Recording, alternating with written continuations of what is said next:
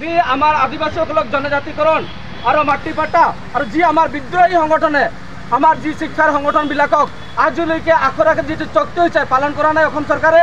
আৰু ই বাৰম্বাৰ কৈছে যে অসমৰ আদিবাসীসকলৰ কাৰণে মই আছো আৰু কাম কৰি আছো, কিন্তু আজি দেখিবলৈ পাইছো অসমৰ প্ৰত্যেক বাগান বস্তি আদিবাসী গাঁও অঞ্চলতে ভেকচন কৰি আছে আৰু আদিবাসী মাটিসকলক অসমৰ মুখ্যমন্ত্ৰীয়ে লগতে আমাৰ জয়ন্ত মল্লৰ নিচিনা মানুহ বাগানৰ পৰা মাটি কিনে ইহঁতে ঘৰ ৰিজৰ্ট বনাই আছে।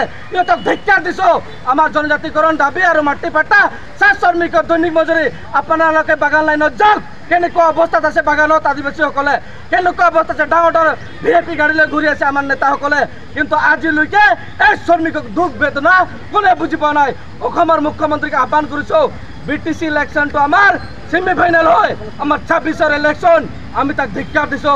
যেনেকৈ এটা পিঁয়াজত 1 কেজি পিঁয়াজত কংগ্ৰেছক আপোনালোকে খেদিছিলে, এই কাষ্ট চাৰ্টিফিকেট আপোনালোকে যেতিয়ালৈকে শুদ্ধ নকৰে উৰা মুণ্ডা চান্তালখাৰী হিচাপে তেতিয়ালৈকে আছে চুপ নাথাকিব। আপোনালোকক এই কাষ্ট চাৰ্টিফিকেট দিয়ে বিদায় দিয়াৰ কাৰণে আমি সাজু হৈ আছো।